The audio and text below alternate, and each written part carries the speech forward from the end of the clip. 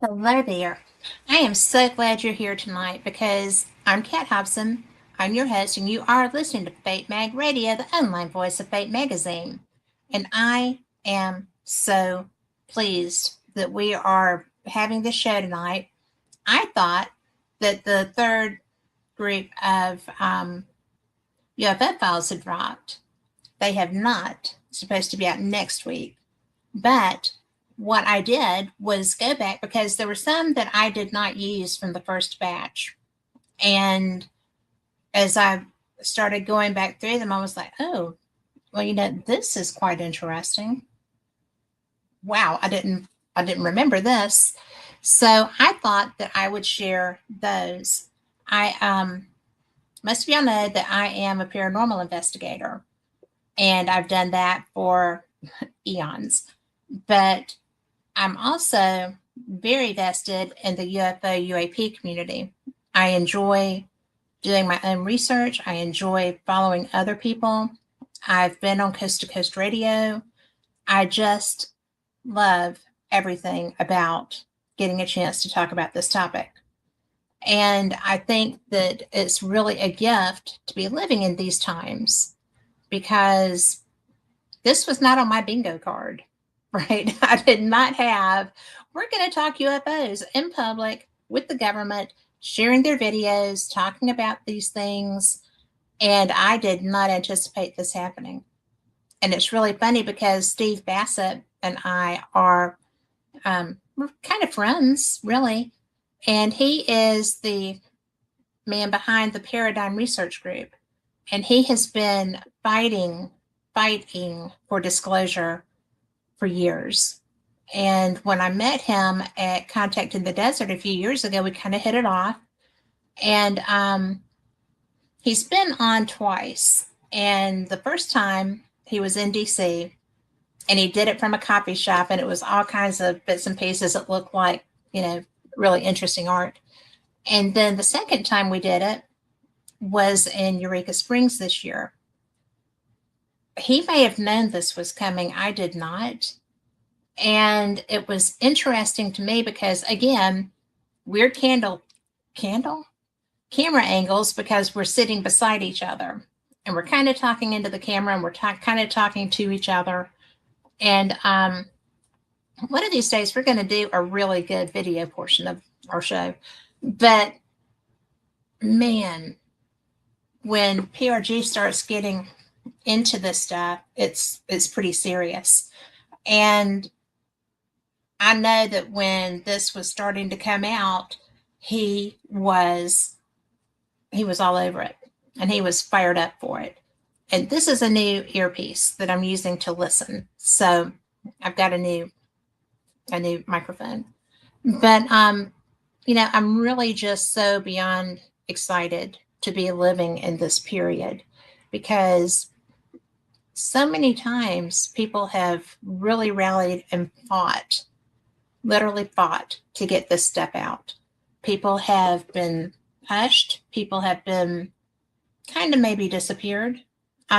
People have been destroyed in their careers. They have been, and that's not even talking about experiencers, right? Because experiencers, look at what Travis Walton went through. He is an experiencer. And I outside of his book, I've talked to him, I've listened to him lecture, I have seen him as he was describing his experiences. This stuff happens to people. And they couldn't get the general public to take them seriously. The man was gone for a week, right? I mean, and showed up naked in a phone booth. And people doubted him. Well, probably they wondered where his clothes were. But he had a bad time of it. And people pretty much ridiculed him. He wrote a book, Dog Since When Coming Home. He's in trouble. Not for coming home. Not for coming home. He's in trouble for knocking the door open. But, oh, I'm frozen. There we go. But it's really just I think they believe him now, right? And there have been so many historical experiencers, and not all of them are known because not all of them come forward. It's a very taboo topic, or has been. And, you know, just UAP period, UFOs. And I'm sorry. I am one of those people that is firmly on the side of thought that they changed it from UFO to UAP, change the nomenclature, make it harder to research. Okay. If you don't look under the right topic, you don't find the topic. And having worked as a research librarian in my university's library, I know how hard it is to find stuff if it's not labeled right. And it just struck me as so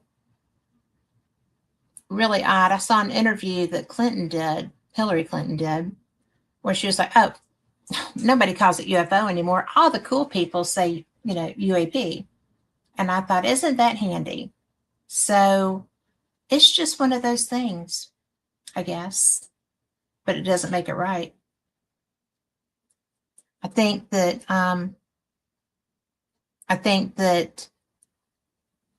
there's a possibility that some of the old stuff disappears. And that's, and then came Trump with a let's show them everything. Let's get this out. And I will say that every so often, apparently, you need a disruptor. Because isn't he one? I mean, seriously, he is not a politician. And he doesn't kiss ass. And he's kind of rude and sometimes obnoxious. But he got this information out, and he's done a lot of other things that are good for this country too. But he has done so, it's just bizarre. The UFO information, UAP, oh yeah, get everything out. Just put it out there. Let's all share it and learn from it. So I do not know why I am glitching, but I am. Full signal, everything's charged. There you go. But maybe it's the topic. And Carl will tell you that sometimes this topic and some other ones will get you messed up. So we're going to try to do this right. And if you're watching me and I'm just sitting still, smiling, that's okay. I'll just do that. But I'm still going to talk. I think that one of the best parts that I have seen with the UAPs is, there's a lot of the little lights in the sky, just little, dots zipping around like gnats. And I don't doubt them, because we don't have anything that moves like that. And I've noticed that there's not a lot of color involved. So that's something, because I've seen different colors. And of course, all of this is, cameras from fighter jets. So it's going to probably be green or black and white. And I'm just really interested when they get a full color camera to do something with that. It's going to be fun. And I think that I just love this stuff. I just love this. I'm really interested to see what's going to come in this third group, because I don't know how they're breaking them down. I don't think they're going with the highest classified to start with, because there's no aliens. I don't think that they're doing the highest classified because there's not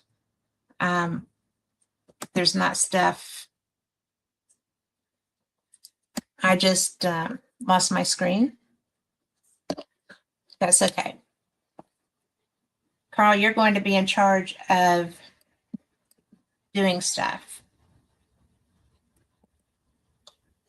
I'm back. Okay. I'm gonna, Carl.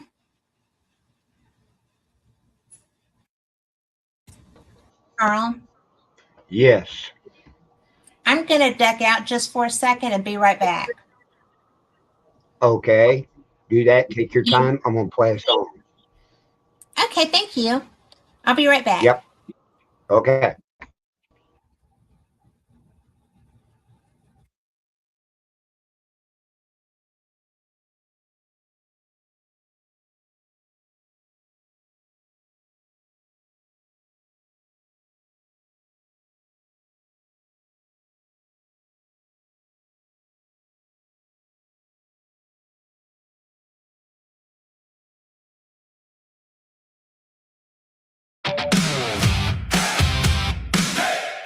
Yeah. Whoa, whoa.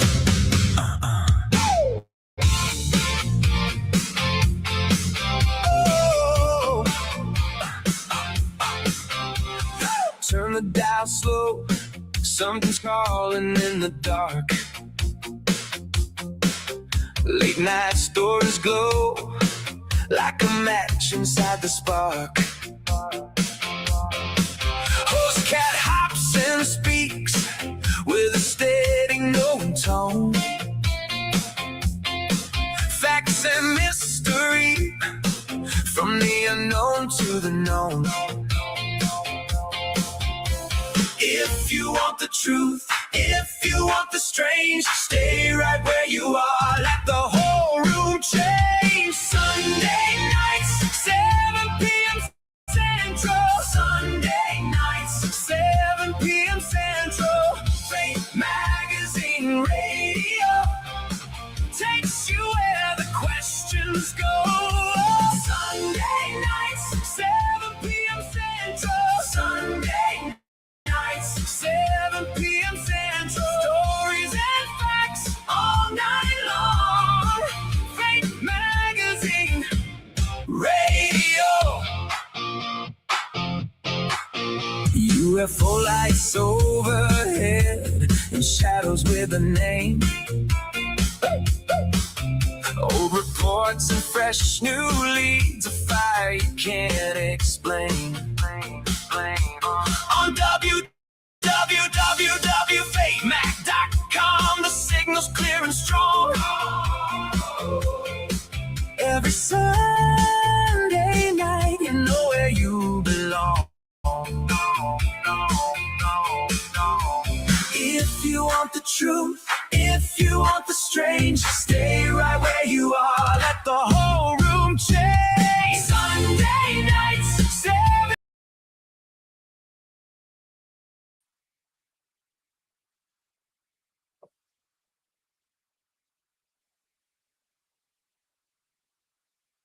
Hello there.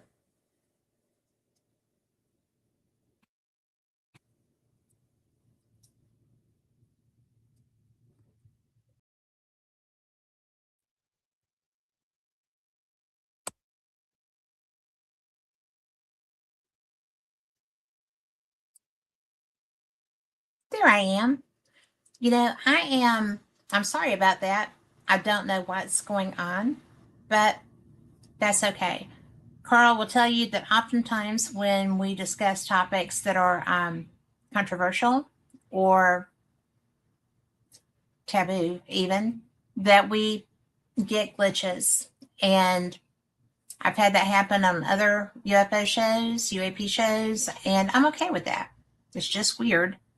But anyway, I brought back some of this really interesting stuff I found. And some of it's trippy. Some of it's just kind of, blase. It's stuff that they had in files they just put out and nothing really glamorous or sexy about it. But I'm waiting on the beings. So we'll get them eventually. Now,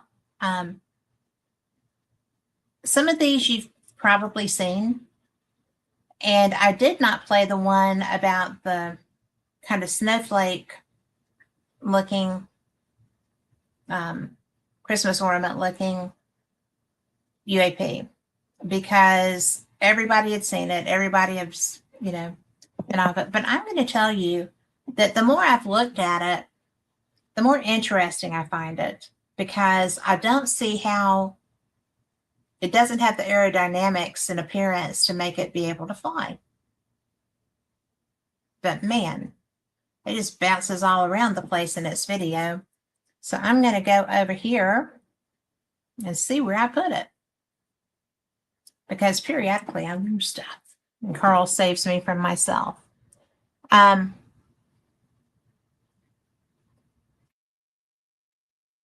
This may be a challenge, Carl.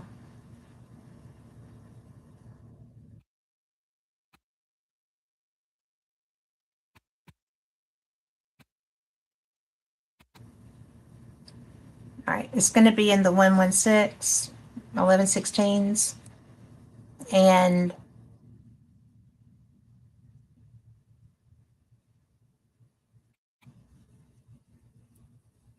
I should have named it by what it is. I did not do that. Hindsight is indeed 2020. So what I'm going to do is we're just going to go through these because I'm fascinated. I think they're beautiful. I think that what I see periodically just blows my mind. And Which we're going to one are you play again the one that looks like a Christmas tree ornament. It's in the it's really pretty. It looks like something you would find in a church too. Oh, I can enlarge that. I don't see it.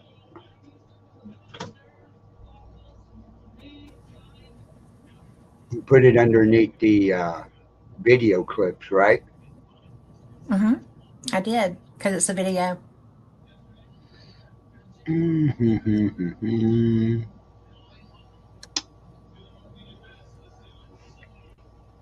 looks like a Christmas tree ornament. It looks like a star. Oh, It's round in the I center. know which one you're talking about. I hope it's this one. No, it ain't that one. It's got to be. I believe it's this one. Let me see. I'm gonna pull it We'll up. see. Mm-mm. Okay, it's not that one.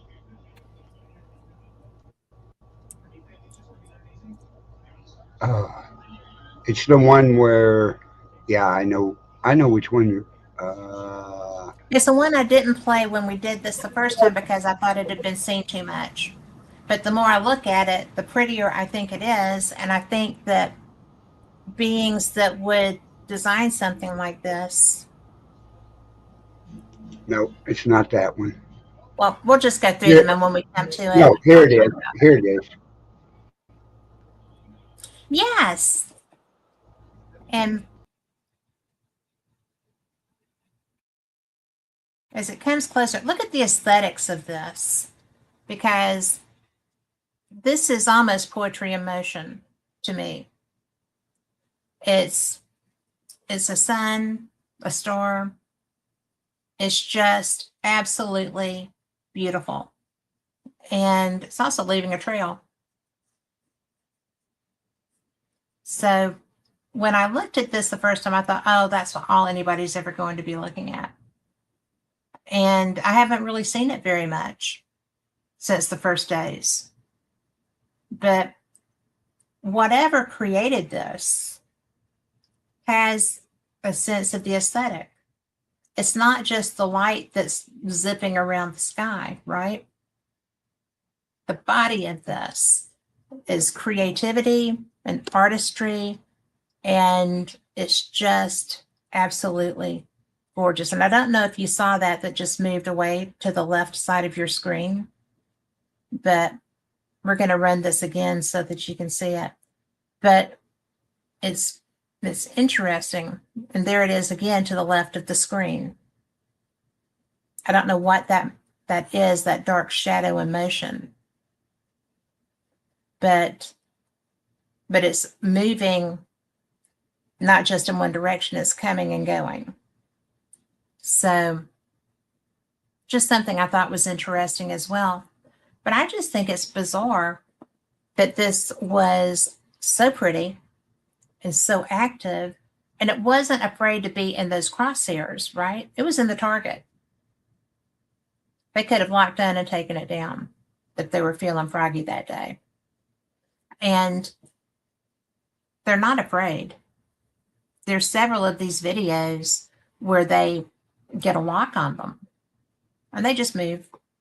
They just sit to the side. And so, you know, there's a lot that we are not going to be able to do. And it's just going to be interesting. Oh, and thank you, Solar Prep, for telling people about Fate. That's neat. Hey, Tom McNicholas and Melinda.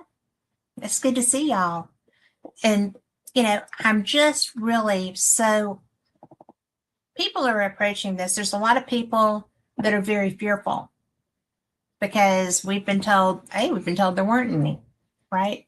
Our government has, since 1947, told you if you were talking about these, you were a freaking nut. They don't exist. There's no way that these aerodynamics would work. There's no way that any kind of being could, you know, move through space in a timely fashion to be able to do any of these things. That, you know, our science was the science. That we knew they couldn't do it because we can't do it. How arrogant. I mean, I understand that the military and the government were trying to maybe, I'm going to give them the benefit of the doubt and not say that they were so afraid of what we would do. Thanks to Orson Welles, right? What we would do if we didn't, you know, continue to think that this was bogus and the people talking about it were freaks. That's basically what they wanted and what they got. And when I started to be around experiencers, people who had been one-on-one, as it were, I started noting that they weren't crazy. They were concerned. They had actually been through something. And they were being ridiculed because our government was afraid to tell us that they didn't know what this was and, you know, to get help. Because there'd been a lot more people working to study this coming through the system had people, you know, had the government been honest. As it was, the government picked and chose who they wanted to do this research. And then when you had people come along like Kathy Martin and Stanton Friedman, who wrote numerous books on the topic, who were geniuses, who, you know, Kathy was, you know, the niece of Barney and Betty Hill, who were some of the earliest abductees that came forward. And you know, Bob Hopkins regressed them and they shared their experience in full and they were terrorized. It was not a good experience. It was a horrific experience that they could not get out without being hypnotized. And by Helen the Kettle Black, yes, indeed. So, you know, it's just really, they had people that have been through really bad things and they ridiculed them. And, you know, that's your government for you. It's one of the things that I think, you know, this was way back when, and it's one of the reasons that people have such distrust for their government. Besides the fact that all our money goes to spend $200,000 for a couple of pens, that's not a big deal either, right? But this is real. They couldn't hide it anymore. There are too many people seeing this. There are too many people having interactions who are credible people. Stanton Friedman, who was doing this research, was a nuclear physicist. He worked on developing the bombs, testing in the desert, and was the first civilian UFO researcher of Roswell. And he was the bomb.com, and he was my friend. And, you know, when you start finding out the things that really happened, the things that people were ridiculed for and lost families or jobs, or, you know, if your spouse or significant other is gone for a week and comes home saying that they have been abducted by aliens, really? Yeah. I mean, because obviously there's no aliens, because obviously our government said so. And I just think it's so sad. I do think it's so sad. But now, all bets are off. You know, and to just an example of how people, even people that do these things, right? The Hubster and I were in Sedona, and in Sedona, Arizona. We were just having a good old time. We had been, we rode the Grand Canyon train and got robbed and all this stuff, having a good day. So we went on over to Sedona to spend a night or two. And we did a night sky tour. It was a full moon. But in the afternoon, before the sun went down, everybody that's doing the tour is just standing there and getting ready and talking and enjoying a great afternoon.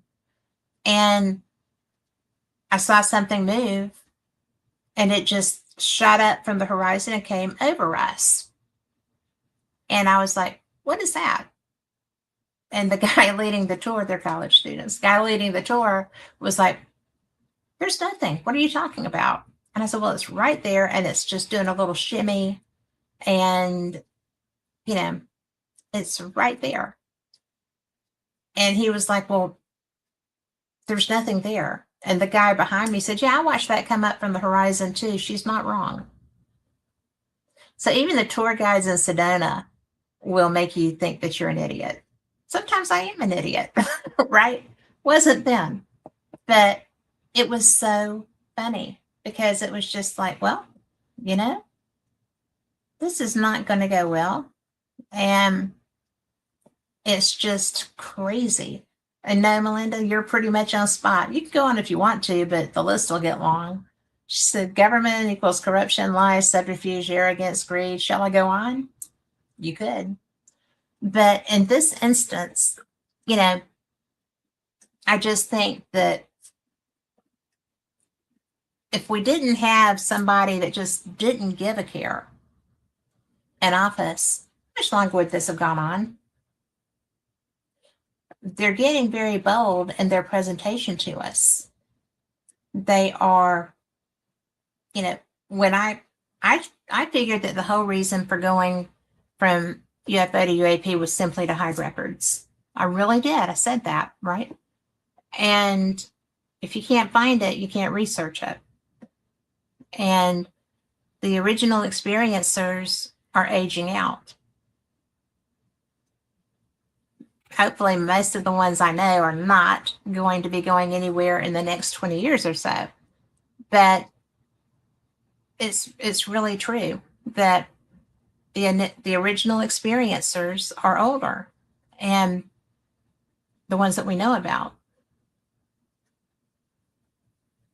The ones we know about.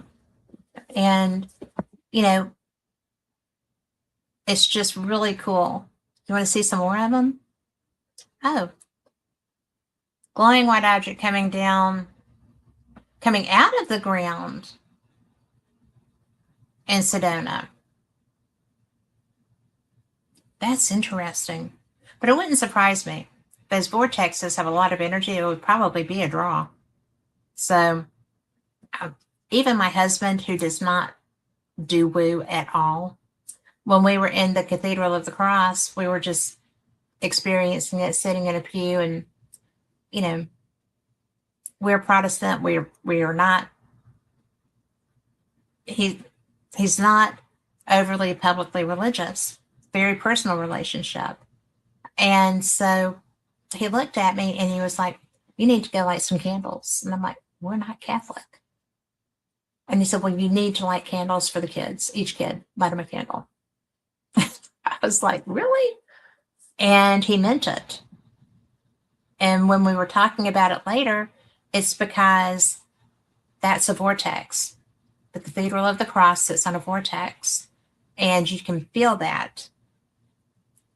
Yes, the energy there is so strong, right? It just is amazing. And I had a chakra alignment, my first and only one. You need to have those done often. I need to find someone here. But, and it was done on a vortex. And the energy is just amazing. But even my husband was moved there. And that was very cool for me because he will help me triangulate things when I'm doing investigations or looking for things. But for him to do that, I mean, he's a machinist. He's an engineer mind. That's what he does. He works with metal and he's really good at that. But it takes a mindset that doesn't really lend itself to woo very often. And he did to do that. So anyway, all that to say that when you're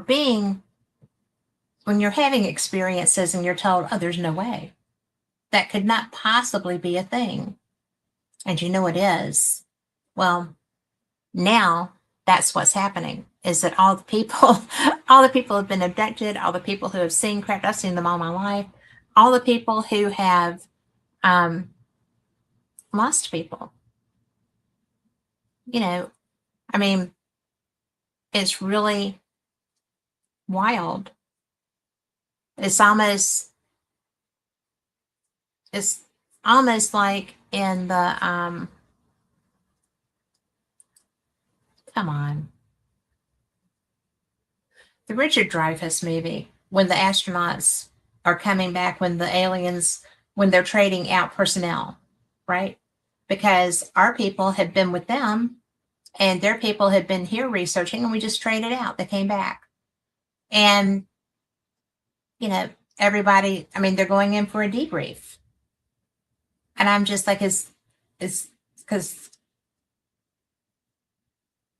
that was the most bizarre movie. If you really read and research ufology, Spielberg has friends, and to put Jacques Vallée in it, I thought that was the nicest thing. Dedicated his life to that, and they put him in the film. So, I will. But anyway, I think that I'm going to look at some more of these. Do you want to? Yeah. Okay. And Carl, we're just going to go through them. If you want to just go to the beginning, because these are the ones that I didn't have on our show before. And when they release this third group, I'm going to go and look at them. And if I see some that are just like, oh, we've got to share this, then we're going to do another show because this is a big deal. And specs. Sorry, Carl. Okay.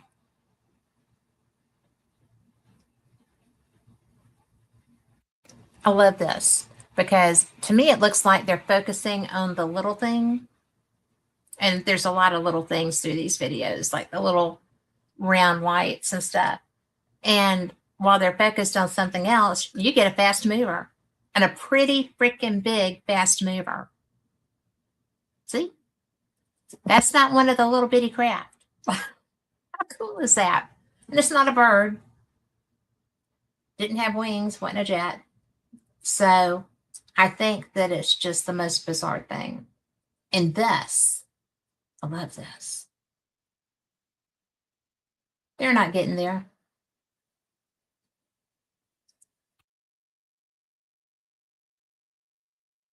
It's quite as it just changes direction. It comes back and then goes, and I mean, seriously, I think that is the coolest because we can't do that. And he's gone. I mean, it's just the most bizarre thing. And I don't know why their instrumentation makes the black boxes like that. No idea how that works. But and if I did ask them, they wouldn't tell me. But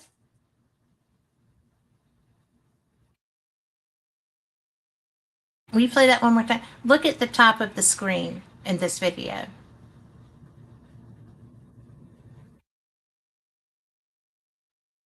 There's a blast of some type. And they thought that that was something because they included it in the UAP files. So what made that blast? I mean, we don't even know the technology that's being utilized to make this work. We have no idea. And, you know, they do look like missiles, but it's not because there is no exhaust. There is no, I mean, it's not cylindrical. Can we play that one again with the fast mover?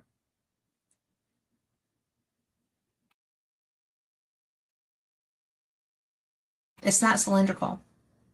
And I don't even know how fast that's going, but pretty darn. I think that's so cool. And, you know, it's just one of those things. When I was going through these, I've been looking through these for a couple of weeks and I've been sharing them, you know, here and there. But this, to me, it was something we don't know about because it didn't look like they were focused on that. It looked like they were trying to follow one of those little orbs again. And then there's that. They didn't even turn the camera, or they didn't share where they turned the camera to try to find it. Cool stuff. Okay. And Gemini Control here again. Earlier in the flight, you'll recall at the start of the second revolution, we had a reference to several objects that the crew spotted. This was in the area of Antigua. Due to a mechanical breakdown, we did not have that portion of the tape available for you.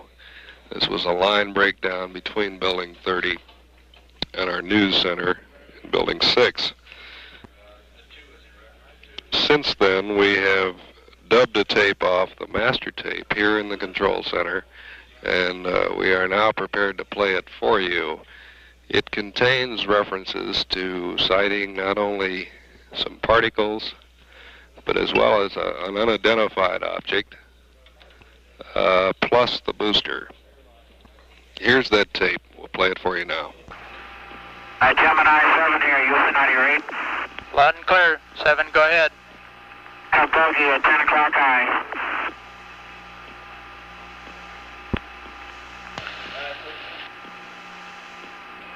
This is Houston. Say again, 7. So we have a bogey at 10 o'clock high. Roger.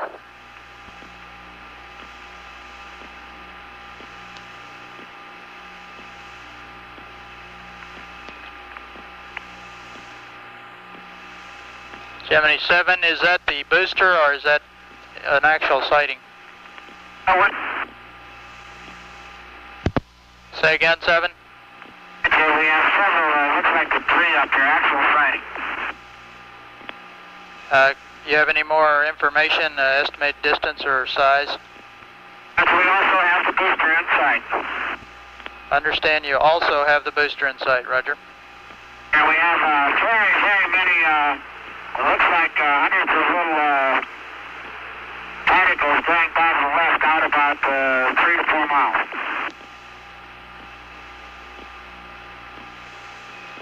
Understand you have many small particles going by on the left. At what distance? 4 miles. Large, looks like perhaps a vehicle that's disintegrated.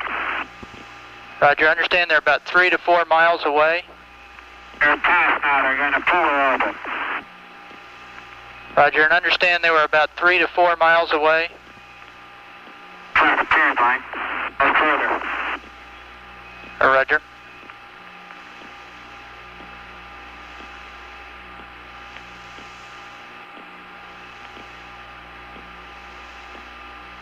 Gemini 7, Houston, were these particles in addition to the booster and the bogey at 10 o'clock high? Roger. 7, this is, Houston, this is 7. Go ahead. I have the booster on my side as a brilliant body of the sun against a black background and with billions of particles around it. Roger. What direction is it from you? It's about at my 2 o'clock position. Does that mean it's ahead of you? It's affirmative. Ahead of us at 2 o'clock, slowly tumbling. Roger.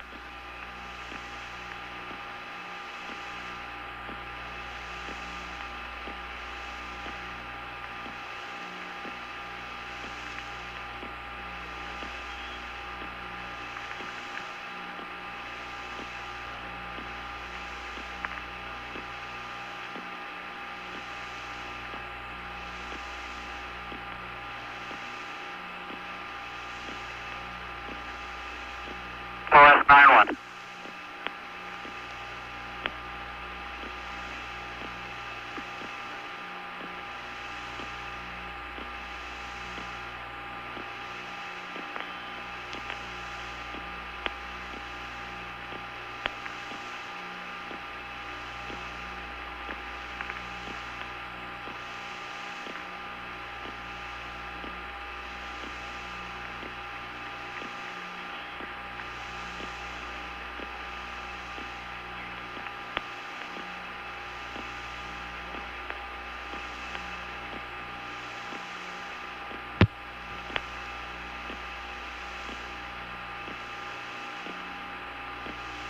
Fox 91.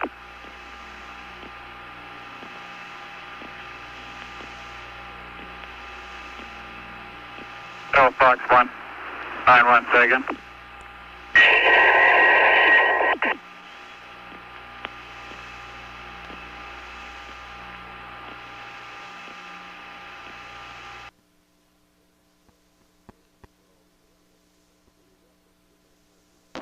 Gemini Control here again. The reference in that conversation to the third unidentified object, of course, the third object was bogey. There were several references to the bogey. This is the unidentified object in addition to particles which appear to be headed in a polar orbit, you heard Frank Borman say, plus Jim Lovell discussing the booster. It was Borman who reported sighting the bogey. This is Gemini Control Houston at 4 hours, 24 minutes into the flight.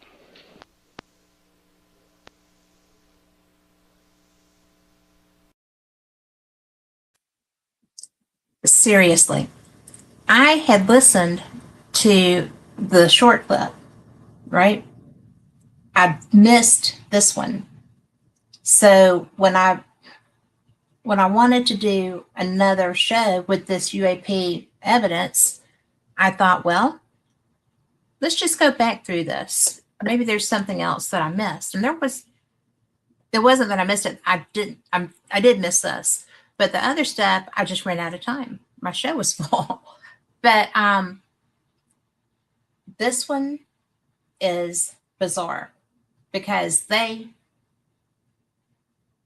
cut that. Okay. That was not in the first clip that I shared when I did the first show about this. And this one, full clip, is like pretty long. And I was shocked when I started listening to this because there was no, the guy was not having it put off. And they talked about that that file was over somewhere else. And so then all of a sudden, well, we have all these other particles that were interested in the booster that had been discharged the particles were around our booster. And were they trying to figure out how we had gotten off the planet? I mean, that's the Gemini program. That's old. And they were already having these experiences.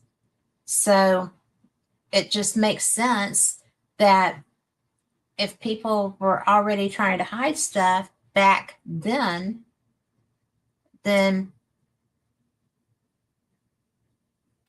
no wonder they weren't interested in helping the people that were being abducted other than to hear their experiences, learn their experiences, and then ridicule them. And, there was a wonderful lady that I met when I went out to Phoenix for the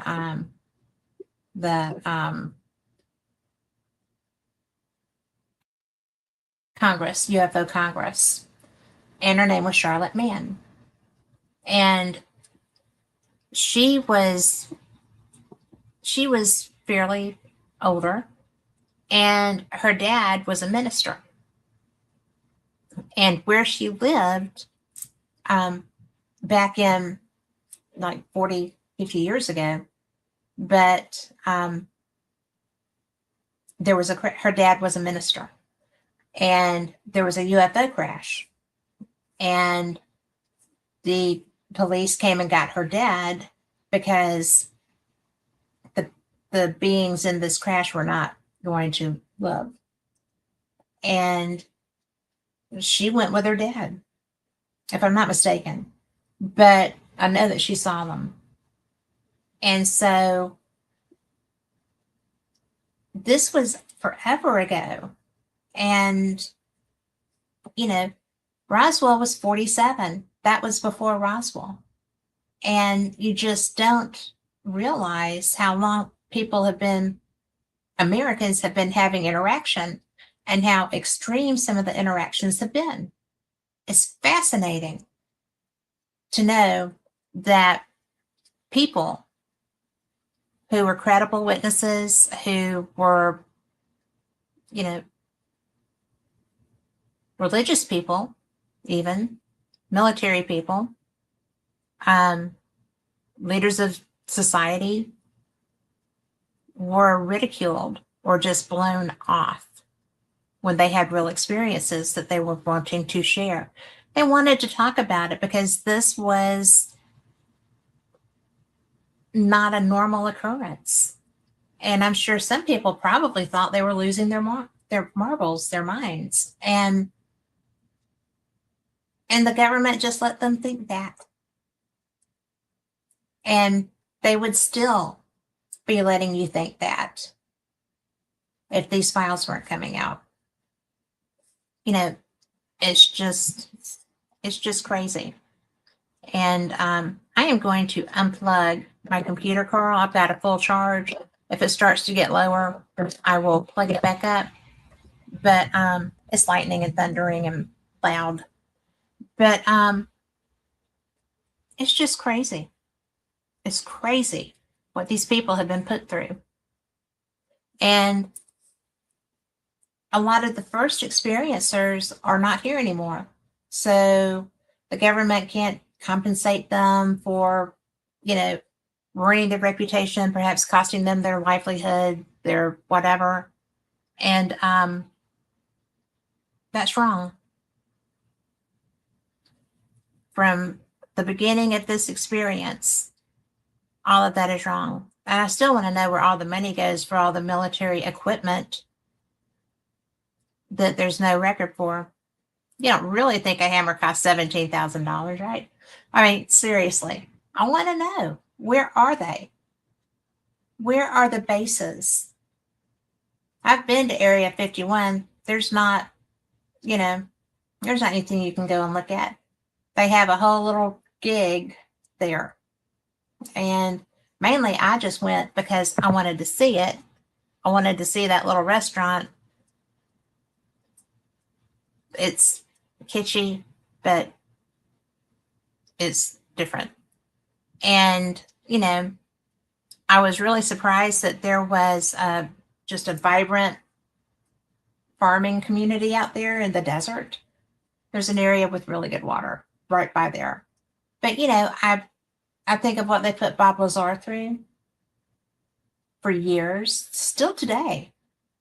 That man has been through hell and back as far as reputationally. And, if George Knapp was not the kind of man that he is, with a whole lot of ego that helps him stand tall, he would have had problems too. And he supported Bob Lazar since he came out. I sit there and I look at, I mentioned Travis Walton, Whitley Strieber, people that have come forward. They have a niche community, but they were not really accepted mainstream. And those are just the big names. I mean, there's so many people in this world who have gone through this. Nancy Tremaine, who went through this with a relationship with her abductors, she had a terrible time. And she finally wrote a book about it. And she was devastated just through writing the book. Not because her abductors were bad, but because the humans in her area were less than respectful. And it was so hard. And then people that learned of her story were so hard on her. And, she was, it was tough. There's a reason that abductees tend to not come out. They'll talk about it with their friends or their family, if their family is accepting of that, or they'll just hide. Just hide. And, I was walking through a conference and I was walking with Linda Moulton Howe, and this strikingly beautiful young woman who was wheelchair bound was walking through with her mom, and Linda just stopped and looked at her and then looked at the mom and kind of cocked a brow. And the woman was like, yeah. And she was a hybrid. And you never know what you're going to learn when you're walking through a UFO conference, really.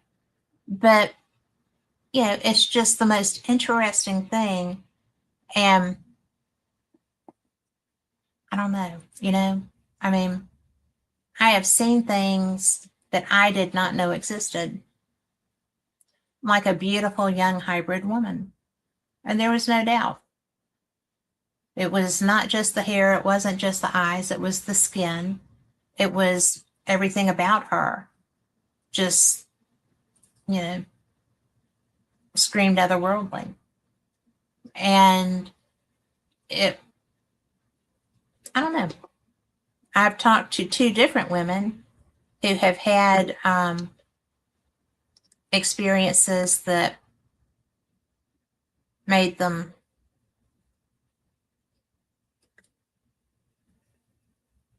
judged, and they felt like they couldn't come out anymore.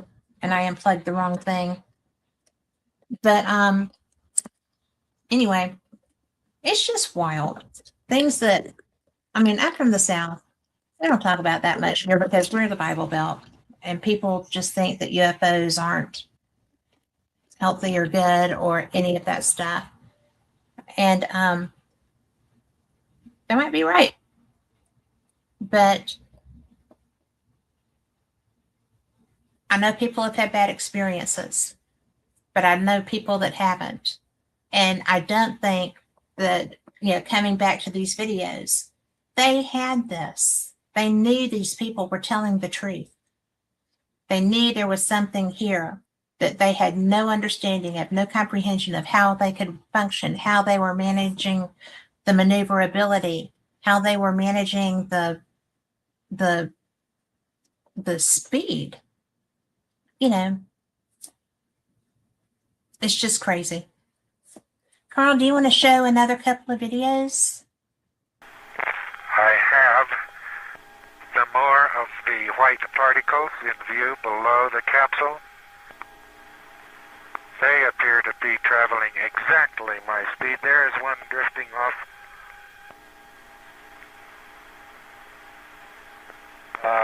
It's going faster than I am, as a matter of fact. Roger, understand. I haven't seen the great numbers of these particles, but I've seen a few of them. Their motion is random. They look exactly like snowflakes to me. Roger, have you tried return? Negative. Let me get within scanner limits first. Say again. I must adjust my attitude to within scanner limits first. Roger.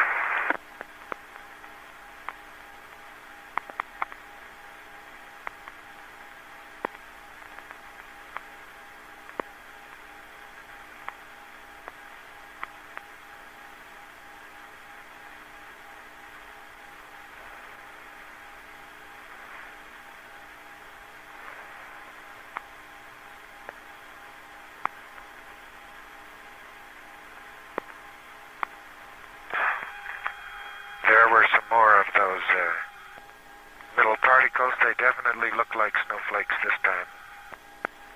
Roger, I understand your particles look like definite snowflakes. However, Miss Ryan? Roger.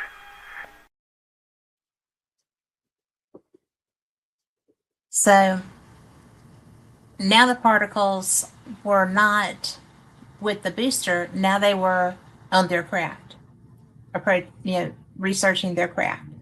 And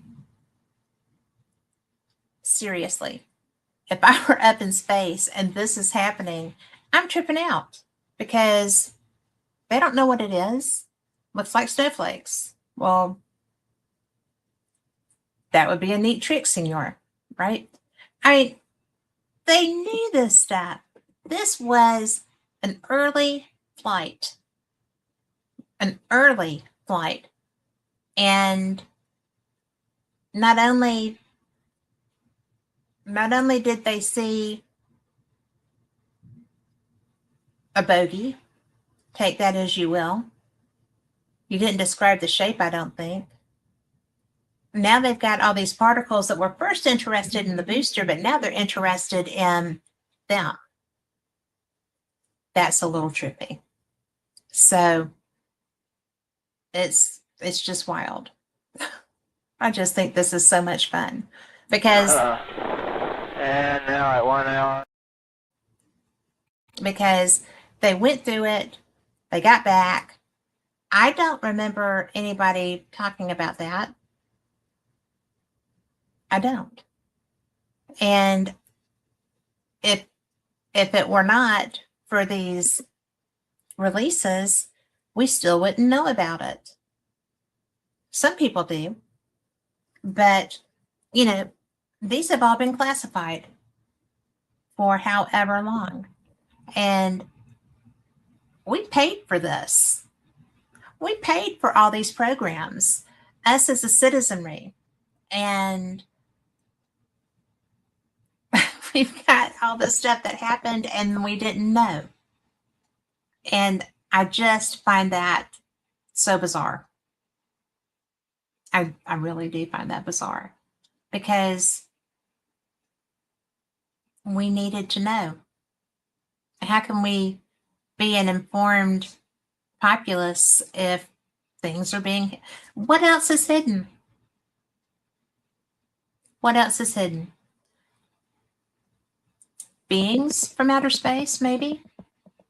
And what kind of place are they in? And why are they hidden? There's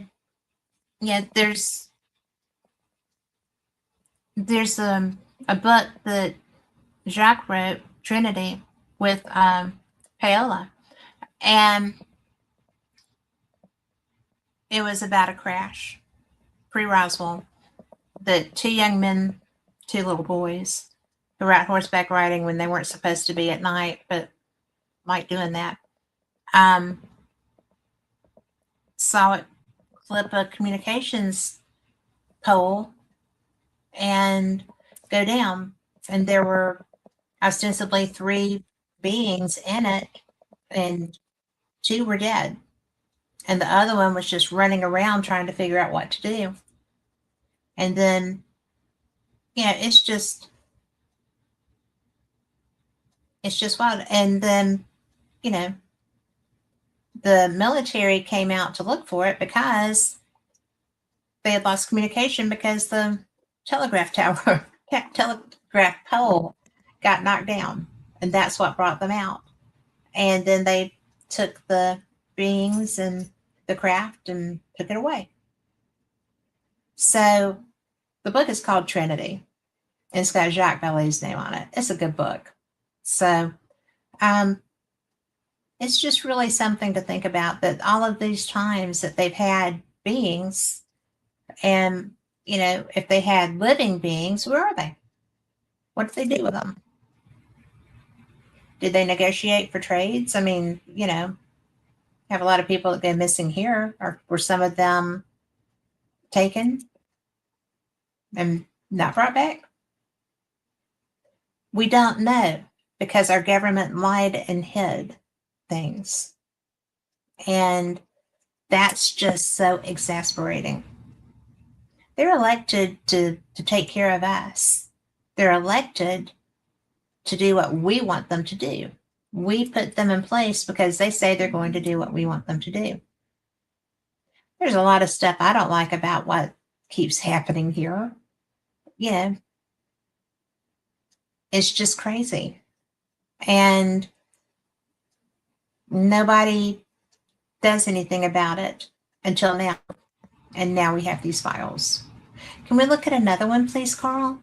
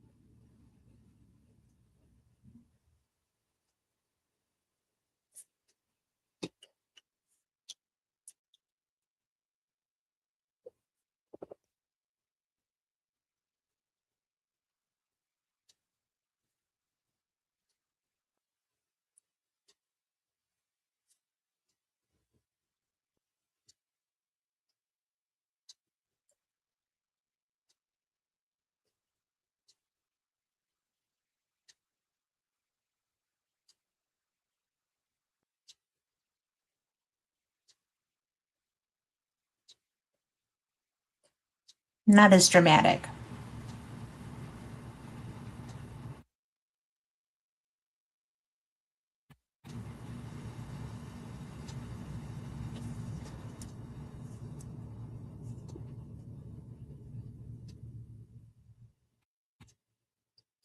But still there.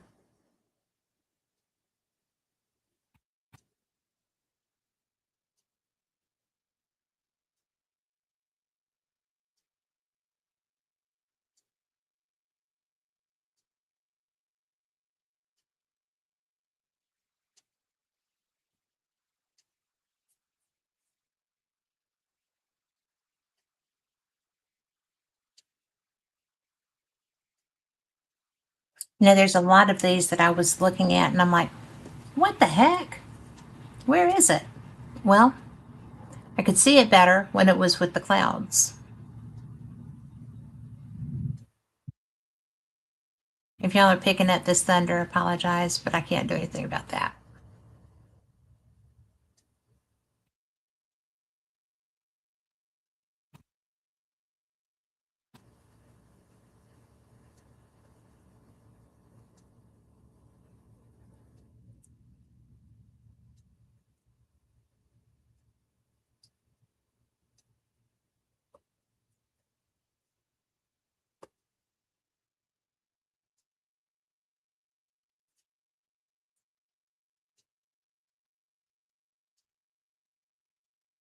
Right there. And I was told last week that you can't see where I point to, but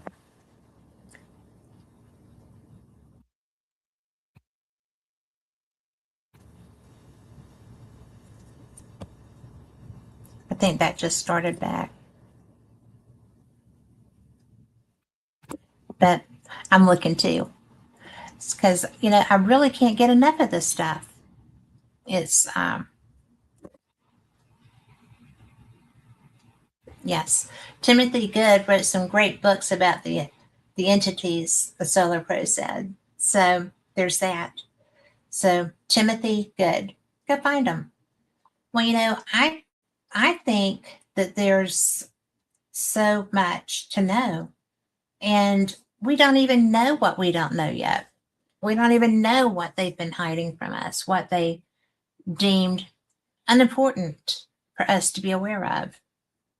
And they just left all the people that were experiencers out to dry, which is so wrong because they knew they were telling the truth. How many of them did they let just be gone? That's something that I don't know if we'll ever get an answer for, but if we're going to get one, we better do it quick. It's something that I don't know if when they're saying release the files, if, I know they're saying to release them unredacted, but will they really? Because I think there's some culpability, some liability that our government has to the people that were taken, disappeared, whose families will never know where they went. I don't know. And that's a question that we need to get an answer to because it matters. Yeah. Humanity and the earth need help, and soon. That's true. But I think somebody wrote a book that the earth was actually like a prison planet, that the people that couldn't get along were put here. I thought that was funny at the time. Now it doesn't sound so weird, right? But I think that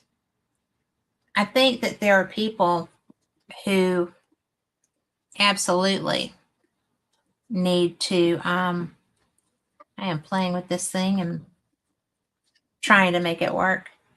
But oh yes, my new microphone that I'm trying to figure out what to do with. It works, it doesn't work. It works, it doesn't work. But it's just so bizarre that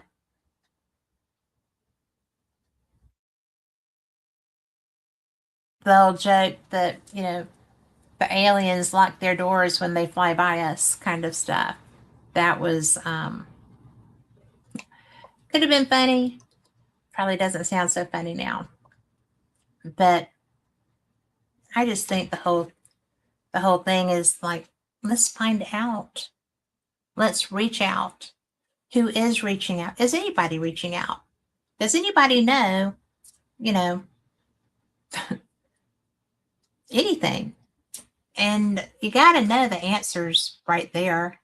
Then you start getting to, well, this is weird stuff. How does this work? What are we doing? And, it's like, well, we could be talking to the people that say they were gone, for so many years and came back to their present. I mean, I know 3 people that have made that claim. I don't know what I think about it. Probably I think it's interesting and I'd like to know more about it and maybe talk to them. And I have talked to them. I got to listen to them talk in California. But we haven't really had them public, right? We haven't had them out in front of God and everybody talking about, well, this happened and and it's a contract. The 23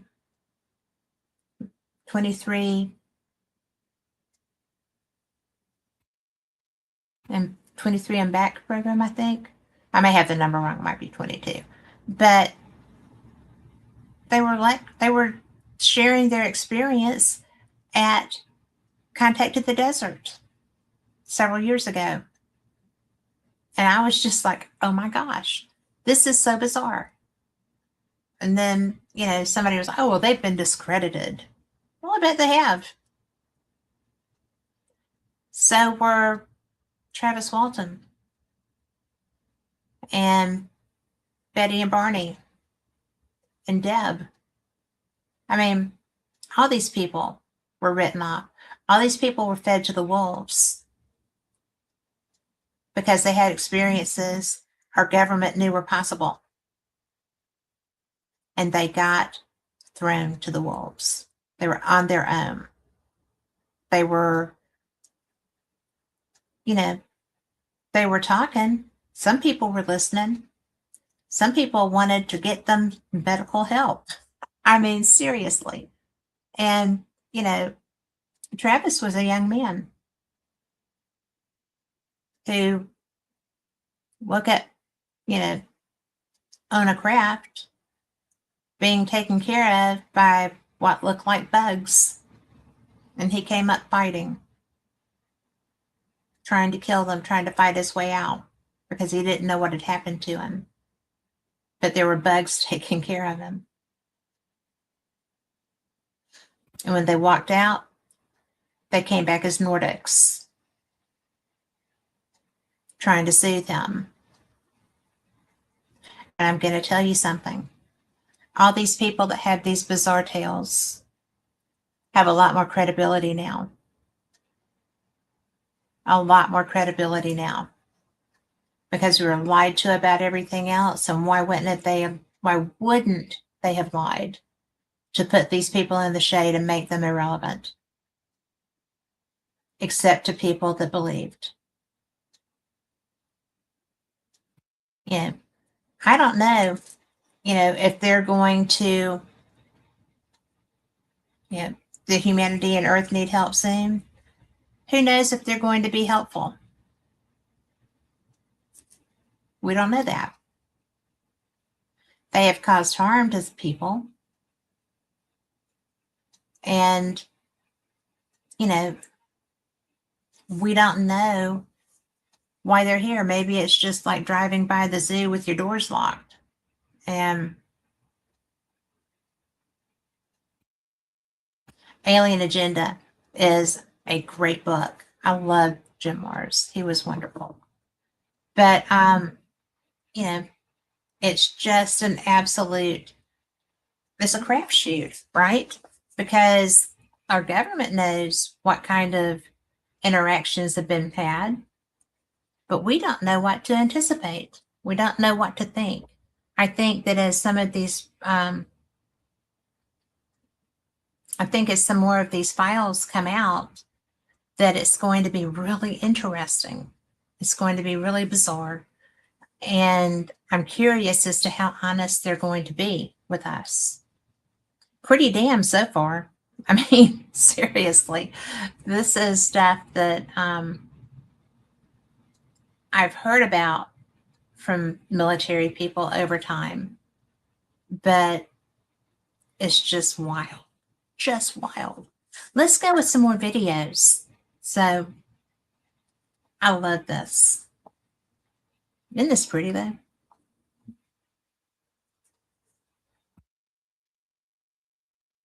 It's a good thing they're silent with my thunder.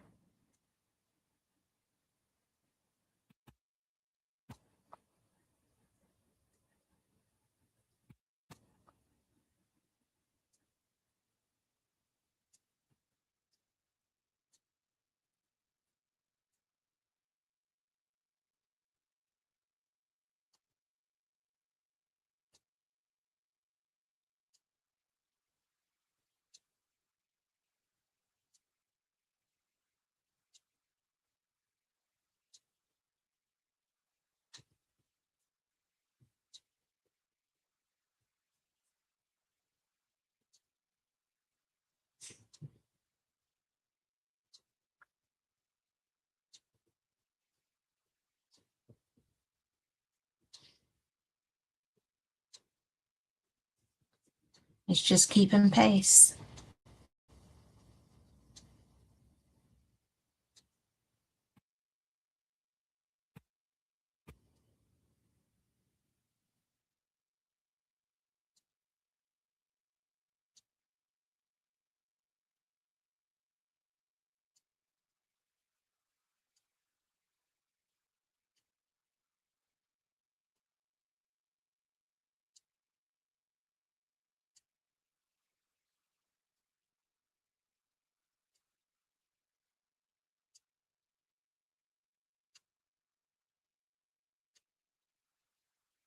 I love it when they have these. It's like they know they saw something.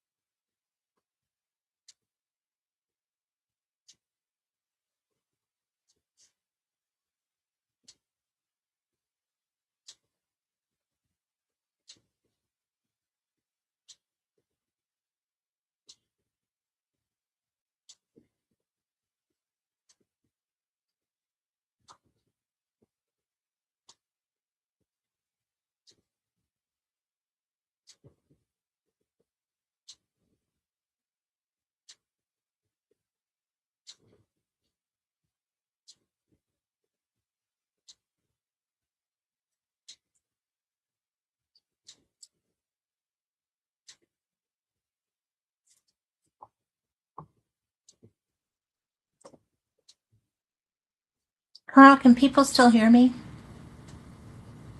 Okay. Well, what I think is interesting is like they look for them. And then when they when they know they have them on camera, they'll try to stay with them. Like they're trying to see what they can do. And with a lot of them, they just kind of tool along together. And I don't understand. See, there we go.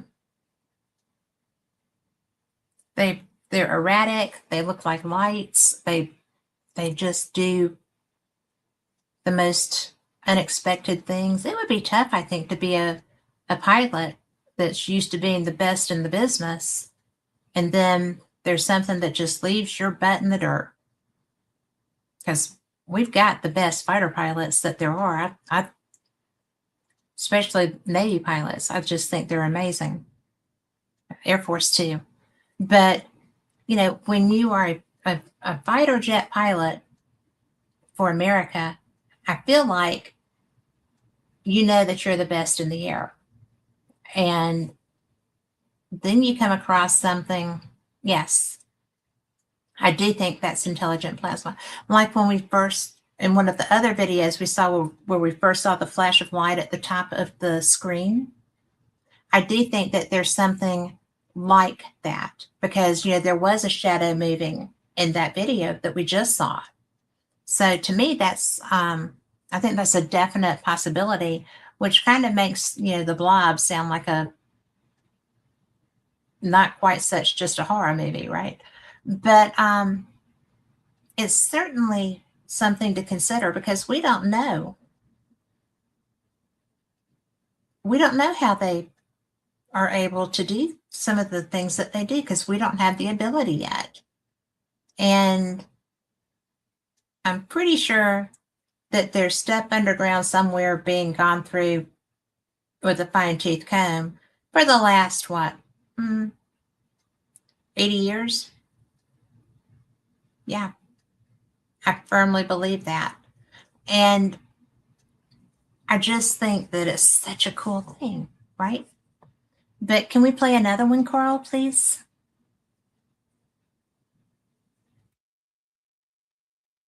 I don't know what the black things are. I don't know why they have them. So I can't help with that.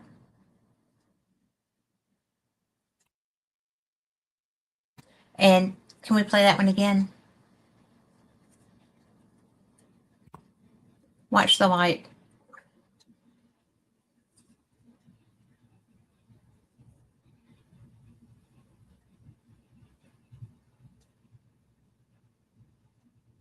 I mean, it just shows up.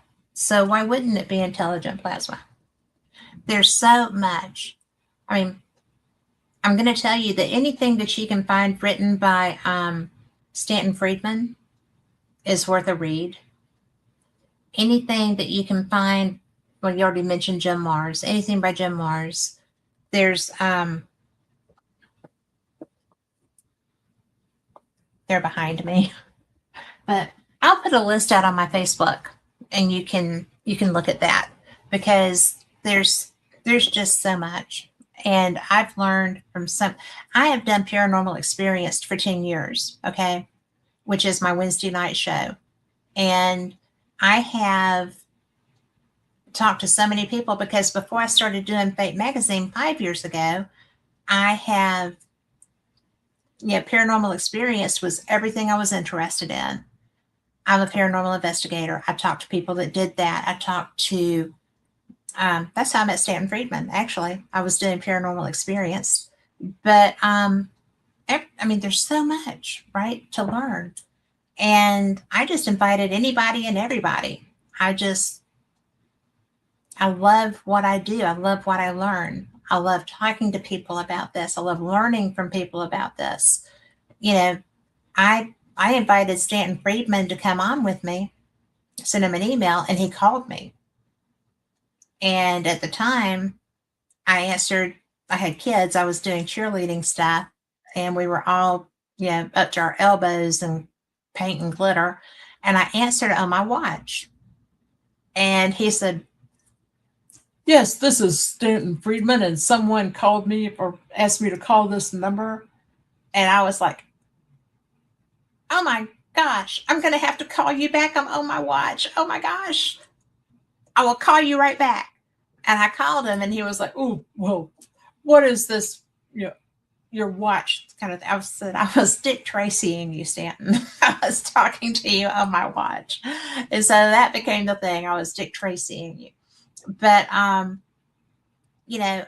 learned so much from that man. So much from that man. And when I finally got to meet him up in Arkansas at Eureka Springs UFO conference, it was the best time, because, he sold out of all his stuff. He didn't have anything else to, go do. He'd already done his presentation, and we just spent time talking and learning each other. And he became such a really good, dear friend. And I had him on the Wednesday before he passed away, and he was going to a conference, and he wasn't feeling well. He just wanted to do the first hour. And I was like, "Sure, I'll get somebody else for the second one." And I did. And then he was like, "Well, I don't want to go."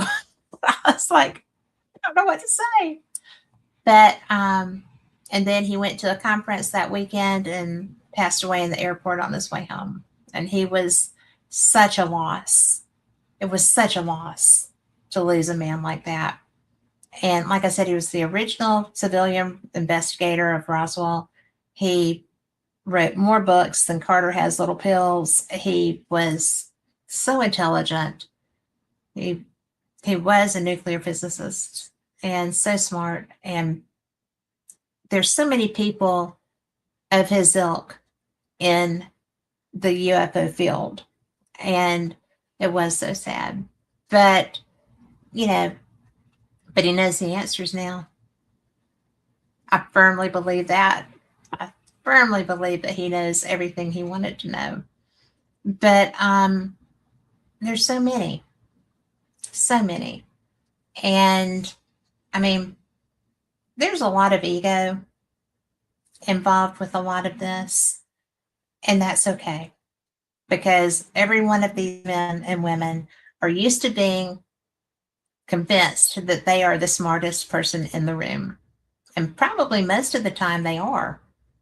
And they bring so much to the table. You know, it's like looking at propulsion systems. I was at another conference in California, and Travis Taylor and some other people did a presentation on propulsion systems. And it was a really jam up presentation, to be quite honest about it. I am not a physicist. Really. Oh, that shocks you, right? But it was so interesting because through time and listening to enough lectures and studying, I've gotten a fair grasp of what they're talking about here and there. And I'm not going to fool you. Travis Taylor thinks that he's the smartest man in the room. There's a lot of rooms that he's probably right about. That is a smart guy. And he is so funny to me on his shows because he's a rocket scientist. So when they started doing nothing but rockets on Skinwalker, I was like, okay. And, you know, but it's what he does. And it's a good research tool. And even though they did so much of them, everybody was like, another rocket. Well, they were actually striving for answers. And I'm not going to take away from him for that because that's what he knows and that's what he thought would work. So there's that. But again, the first time I saw him was in California. And I asked a question during that propulsion system lecture. And it was a little pointed, and he got mad. And we're in the same group, the Scientific Coalition on UAP Studies. And at last year's meeting, he came in, and I was just like, "Hi, Travis." And he was like, "Hey." And, you know, so I don't intentionally try to be a horse's butt, but sometimes you have questions and you're just looking for an answer, right? And I don't know enough to know what's out of the way. And let's see, I'm going to read this. Okay. And always in timeout. I love that name, by the way. Said, what I appreciate most about Travis Taylor is he really has an open mind on the subject, while others are totally dismissive. Well, I'm going to tell you that this is a man that works in fields where they're going to find the answers to this. Okay. This is a person who truly is a rocket scientist, who truly is the smartest man in most rooms that he's in. And he is, he was the flavor of the week when I met him, right? Because he had just been on Ancient Aliens some, and man, but he is so smart. And when I was listening, and he explained the propulsion system he was talking about in a way I could understand, right? So there's that. And so he's good with people and or good at getting his points across. And I really think that people like him, because he went from just science to entertainment, because those shows are not educational shows, right? Those are entertainment shows. And he brought his science knowledge into the public forum by doing Skinwalker. And that, I mean, people watch that show they watch that show enough to give him crap about shooting off rockets all the time because they know he's shooting off rockets all the time, right? I mean, that show has a following. And that place is freaking astounding. And, you know, there was, anyway, there's a young man named Ryan Skinner that wrote books about his experiences there back in the day. And you have to find the Ryan Skinner who writes, because there's another Ryan Skinner in this field too. And it was interesting to me because I knew enough about Skinwalker Ranch from back in the day when people were locking their closets from the inside because they were locking themselves away from whatever was crossing over the dimensions to be there. And so, you know, it was really wild to me when they started the show, because I had tried to get in touch with Bigelow for years because I had a questions. You know, I had read these books, 30 years ago, and I wanted to talk to someone that thought enough of this place to go get it. Why did he want to go get it? What was the draw? Did he read those books too? He's not that old, you know. And so then with the television show, it was really interesting to me to hear Travis talking about orbs. That blew my mind. I didn't expect that. But you know, it's something that I think matters. That place matters. There is something about there, and there has always been something about there. And even when they do the things that I think are just like so redundant. How many times are you going to do this? Well, that's because he's a scientist, and scientists test to the yin yang, and that's what they do.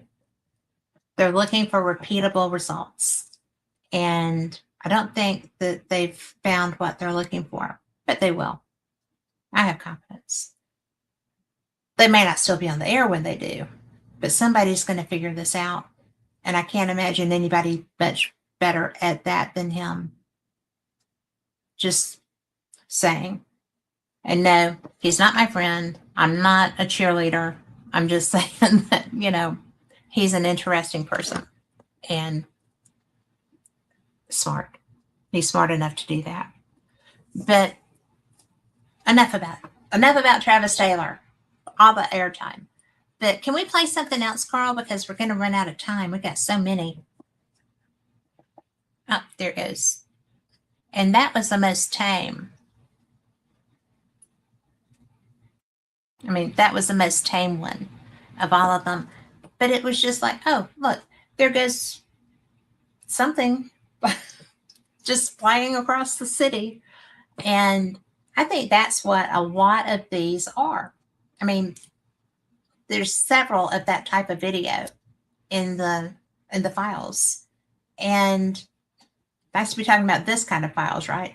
But it really is so funny because these are silent clips for the most part. And it's just, they're just there. And they just, yeah. My favorite one is another one where one is they actually get it in their crosshairs. And it's kind of like, yeah. And then it's just like, oh yeah, it rides along with them for a minute, right? Yeah, I'll be in your crosshairs. And then it's just like, and gone. I love that. It's just, you know, messing with them.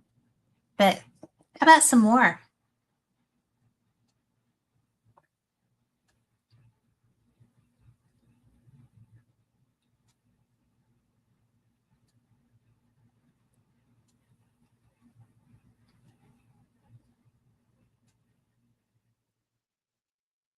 And it just goes back and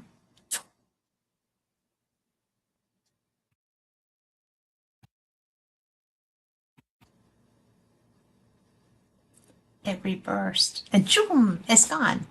I mean, really, How cool is that? It's just, and they're just kind of like, well,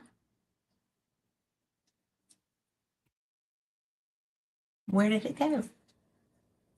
But that's what I'm talking about. I mean, they're there. They know that our guys are there. They are just sandbagging. A lot of this is all about consciousness. I don't think that these craft are about consciousness. I used to. I don't, because there's too much. There's too many. They get where the public can see them. They're trying to let us know that they're coming. Okay, these are real. These that we're seeing are real craft. These are a real thing. And I do know that a friend of mine that says that she is a pilot of one of them does fly it with consciousness. So there's that. But UAP is real. UAP is craft. It is somebody from somewhere who is coming here and has been coming here for eons, I think, really. Yeah, Ezekiel went away in his flaming chariot, right? But I do think that consciousness is a method of communication with the pilots. Like, consciousness is a universal thing. People that don't believe in it are welcome to their beliefs, but consciousness is a real and universal thing, in my opinion. And I do not see why that would not be in anything that is created, any being that is creative. My dogs have consciousness. You know, animals of all type. It's just crazy. And if you've interacted with enough species, I mean, I know dolphin and ape, obviously, but turtles develop caring for people. They develop relationships. I mean, anything does. And consciousness is universal. So, yes, plants, absolutely. And, you know, it's just one of those things that if we're going to communicate, then consciousness is, I've done that. It's so amazing that a Solar Pro has swam with dolphins, and I have too, and it just makes me wild. Rocks are awesome. I actually have a lot of rocks. And they're not just crystals. I like rocks. But a good rock is a good thing to find. And it's, my grandma had worry stones when I was growing up, and they just make you happy. They are good for your soul. But yes. And, you know, I really think that if we are going to achieve communication, I think they're more advanced than we are, at least in their technology. I think that they may be more advanced than we are in their control of themselves, which is where the consciousness would come into play. I think that they are just going to be fascinating.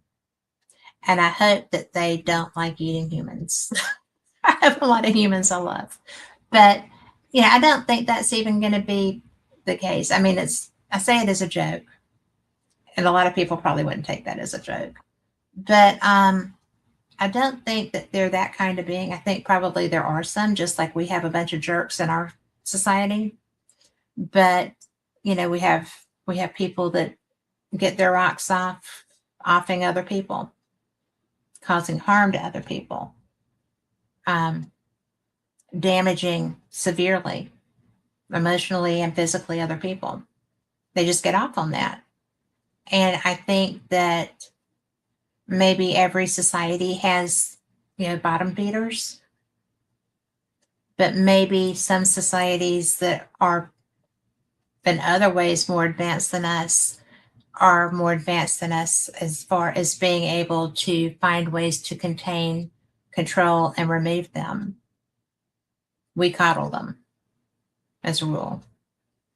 So, even if they're caught, they don't face ultimate consequences as a rule. And tit for tat would be good discipline, I think, or at least make them incapable of doing that again. And that sometimes would be removing parts or whatever. I don't have any empathy for, or I don't have any sympathy for anyone that harms children or just takes lives for fun. And it's very alarming. I am very rigid on that. I really am. But, people that have been through abuse who are damaged beyond being able to get better and their abuser is still free and can still do that to them deserve freedom from that abuser. So how did I get this soapbox under my feet? But I think that other societies probably have found ways to contain that or eliminate it. And so hopefully the things that they have learned to do to make their society better, they would share. Maybe one of the reasons that they're not openly communicating with all of us is because we haven't evolved to that point. Maybe we're the zoo, or I don't know. But I know that there's some more files. Can we see some more, Carl?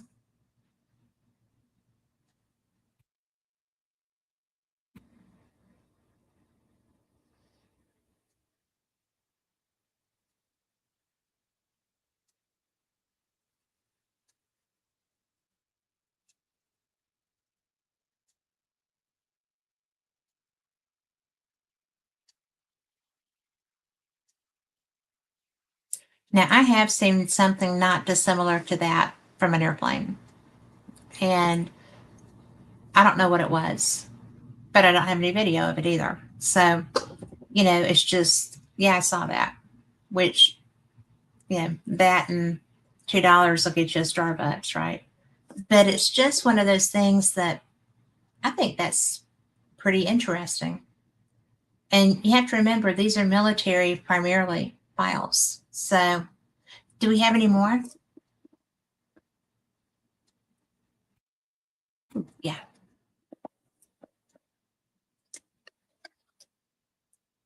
I did not have my glasses on. We see it again?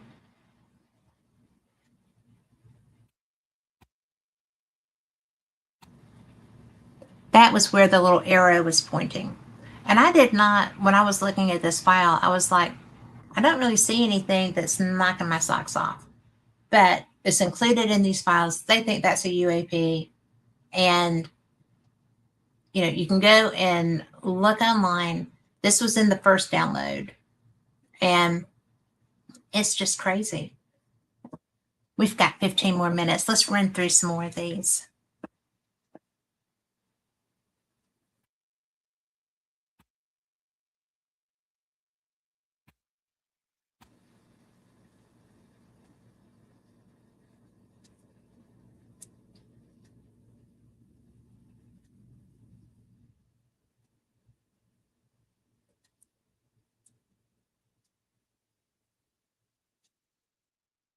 And see, when I see that, I want to know why it's zigzagging. It just looks like it's meandering around, right? What is it looking for?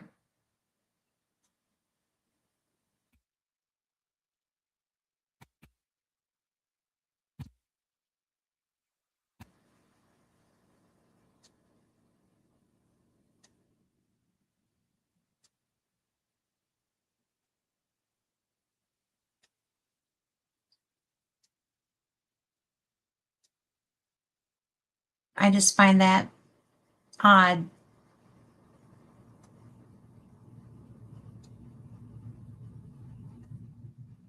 Do I believe in fate? Yes, I do believe in fate.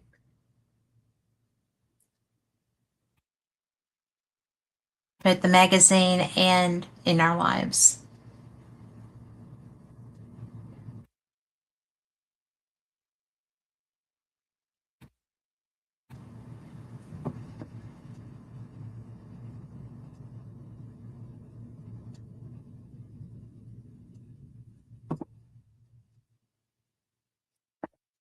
But I always have. I do believe you can control your own destiny, though, with your attitude.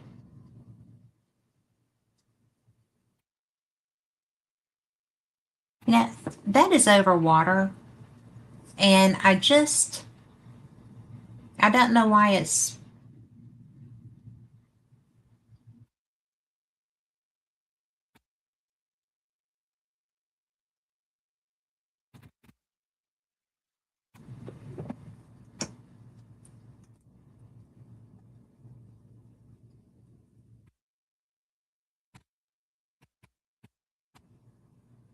This one actually puzzled me a lot.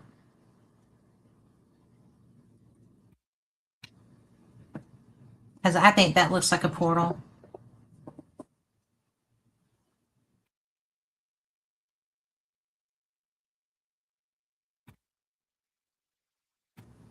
And they appeared to be fixated, right?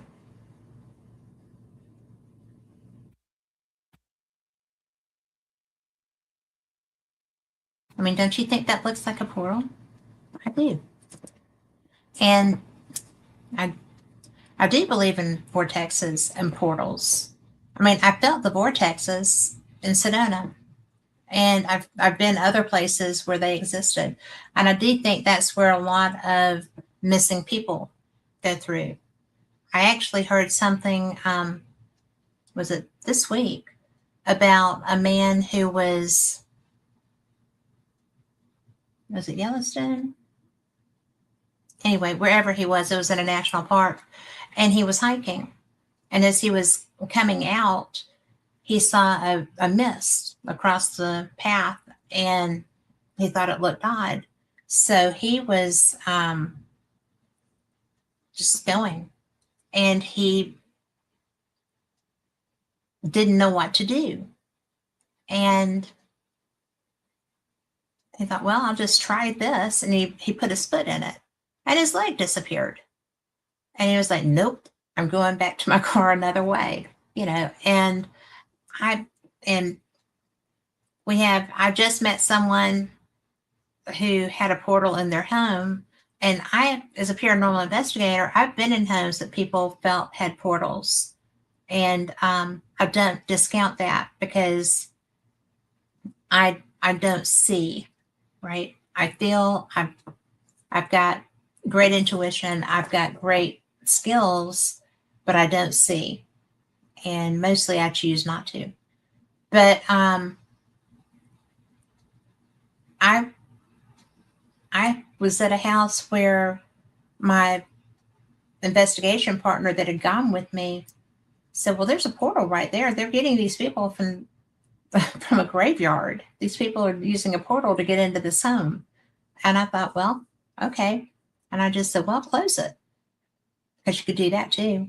And she was like, well, okay. So it's, well, this house was too, on or near Native American land, but they don't have to be. It's just wild. But yeah, I do think that land that has spiritual history is more apt to have those. I don't really know why, but that's true. Do we have any more, Carl? Because we're running low here on time.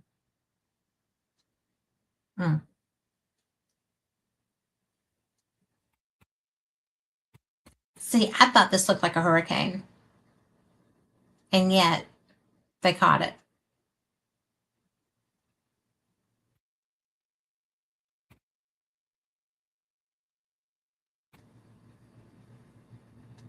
I think that's a hurricane hunter that saw this. have no reason to believe that other than it looked like a hurricane to me.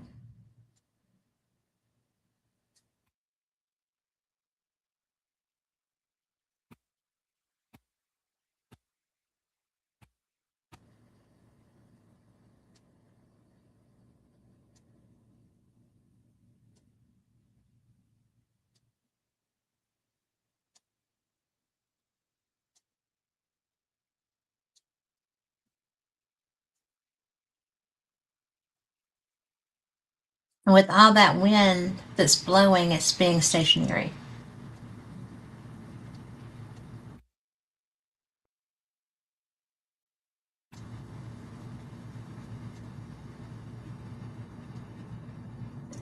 And I can't think of any way something could do that.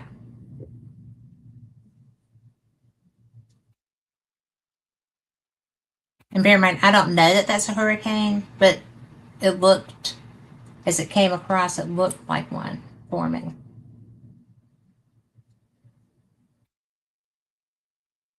So there's that. More?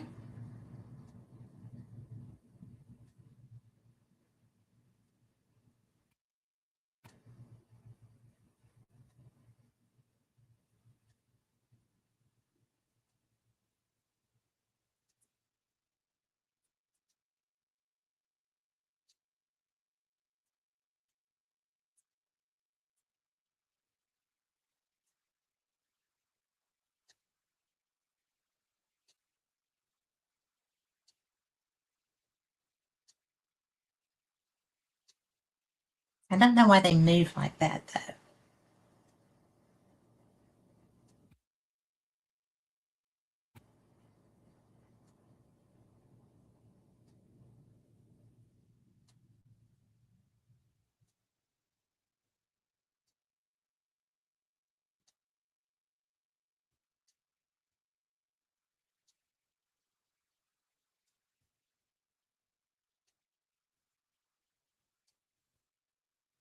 Just fascinating.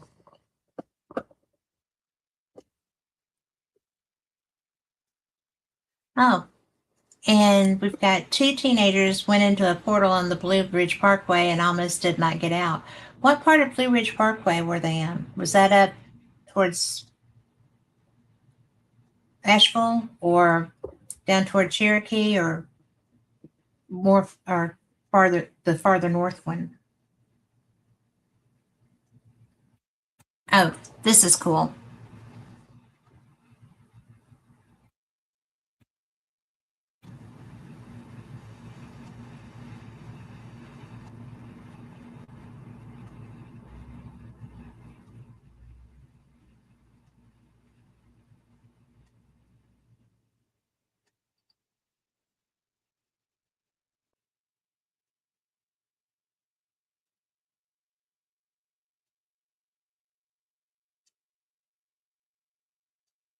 Looks like a waterfall.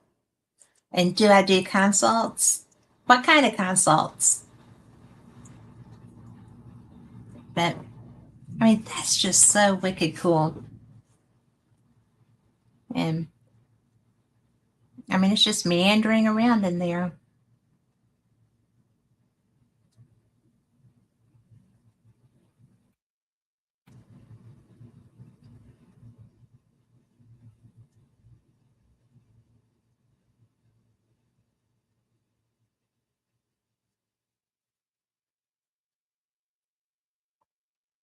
And I don't understand. I mean, because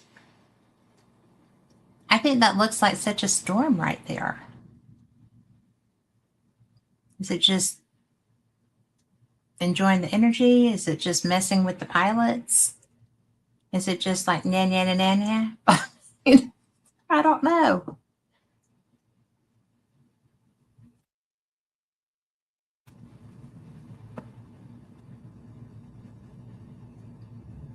I would do that, not tonight because it's been a big day, but during regular days, I would do that.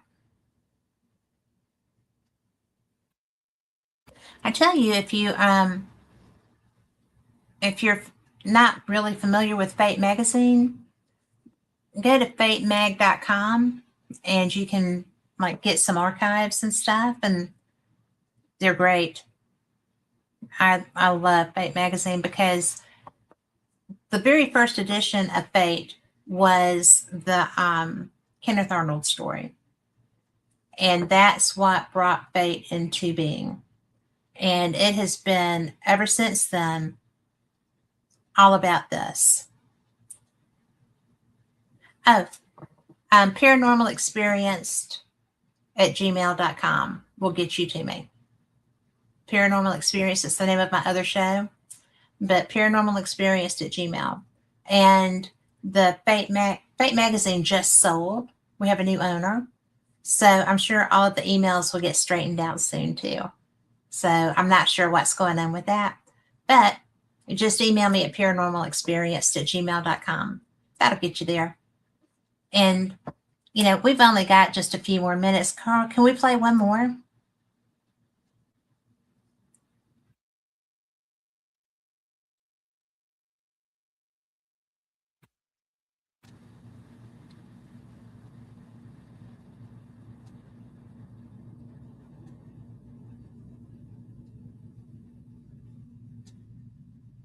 I just love this.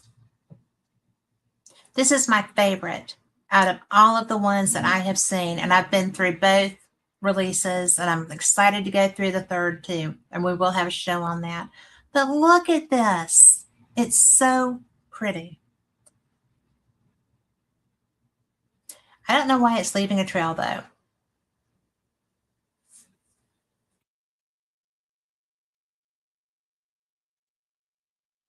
And it's consistently leaving a tail.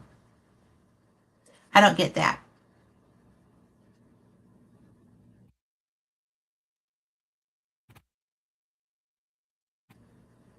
But it's so beautiful. Now, none of the ones that we've seen other than this have had tails. Trails, whatever you want to call them. This one does, and I don't, because it's so different, it makes me wonder about this one. But the aesthetics of this are so nice. You know, I mean, it looks like something from Star Trek that they would have made for Star Trek. The movement is unusual compared to what else we've seen. But the leaving is really good. The departure is just like the other ones. But anyway, I just thought that was so pretty. And that makes me think that if that was really a UFO, that maybe there's some poets in their midst too. So we'll find out pretty soon, I think. But that being said, it's been a great night. Thank you for being here. Get in touch with me and I will email you back and we'll talk. And, you know, for those of you that are not subscribing to Fate Magazine yet, check it out. I mean, there's books, there's magazines, there's so much stuff. You will love it. FateMag.com. Check it out. Get you some merch. The magazine, subscribe. It is so good. And, you know, like I said, we've got a new owner. And I think that you're going to really enjoy joining that website, checking out that website. So we will be back next week. Now, Paranormal Experience, my daughter-in-law is having chemotherapy and it's always on Wednesdays. So I will not be doing Wednesdays. Brenda's filling in for me and she's great. Her name is Teal Gray.